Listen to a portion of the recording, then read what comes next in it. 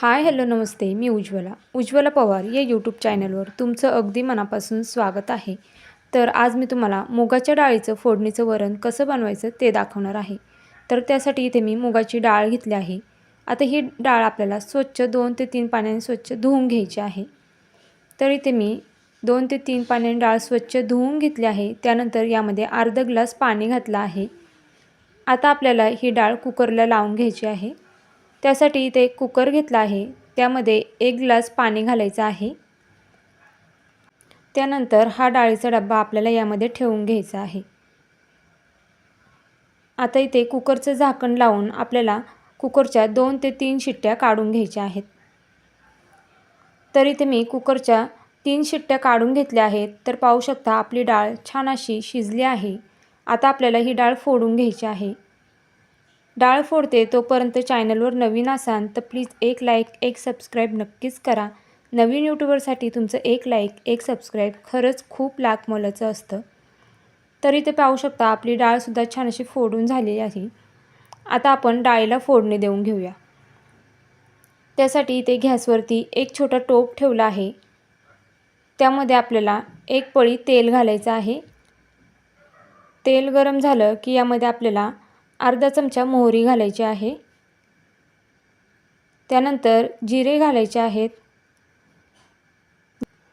आता जिरी मोहरी तडतडली की यामध्ये आपल्याला 4 ते 5 कढीपत्त्याचे पाने घालायचे आहेत. त्यानंतर इथे 5 ते 6 लसणाच्या पाकळ्या मी ठेचून घेतल्या आहेत. त्यासुद्धा यामध्ये घालून घ्यायच्या आहेत. त्यानंतर 2 हिरव्या मिरच्या कट करून घेतल्या आहेत. मिरच्या तुम्ही तुमच्या आवडीनुसार कमी जास्त करू शकता किंवा मग तुम्हाला जर अशीच प्लेन डाळ करायची असेल तर मिरच्या नाही घातल्या तरीसुद्धा चालणार आहे. त्यानंतर इथे हिंग घातला आहे. त्यानंतर हळद घालायची आहे. त्यानंतर थोडीशी फोडणीला आपल्याला कोथिंबीर घालायची आहे. अर्धा टोमॅटो घातला आहे इथं मी कट करून. आता हे सर्व आपल्याला तेलामध्ये छान असं परतून घ्यायचं आहे. अर्धा मिनिटभर हे परतून घ्यायचं आहे. त्यानंतर जी डाळ आपण फेटून घेतली होती ती डाळ यामध्ये घालून घ्यायची आहे.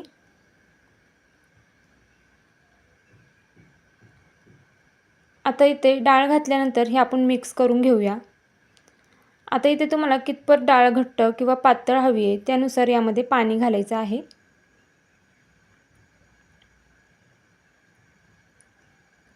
तर इथे मी अर्धा ग्लास पाणी घातलं आहे. आता यामध्ये आपल्याला चवीनुसार मीठ घालून घ्यायचं आहे. मीठ घातल्यानंतर हे पुन्हा एकदा मिक्स करून घेऊया. आता डाळीला छान अशी एक मोठी उकळी काढून घ्यायची आहे. तर इथे पाहू शकता डाळीला आपली छान अशी एक मोठी उकळी आली आहे. डाळ आपण शिजवून घेतली आहे. त्यानंतर फोडणी दिल्यानंतर डाळ आपल्याला फार वेळ उकळायची नाही आहे. एक मोठी उकळी आली की मग गॅस बंद करायचा आहे. आता यावरती भरपूर अशी कोथिंबीर घालायची आहे. त्यानंतर कोथिंबीर घातल्यानंतर हे एकदा पुन्हा मिक्स करून घेऊया. तर कशी वाटली तुम्हाला माझी आजची ही रेसिपी हे मला कमेंट करून नक्कीच सांगा. चॅनलवर नवीन असाल तर प्लीज एक लाईक एक सबस्क्राईब नक्कीच करा. नवीन यूट्यूबरसाठी तुमचं एक लाईक एक सबस्क्राईब खरंच खूप लाख मोलाचं असतं. त्याचबरोबर तुम्ही माझे व्हिडिओ कुठून पाहताय हे देखील कमेंट करून सांगायला विसरू नका. तर भेटूया उद्या एक अशाच नवीन रेसिपीसोबत. तोपर्यंत सर्वांनी काळजी घ्या.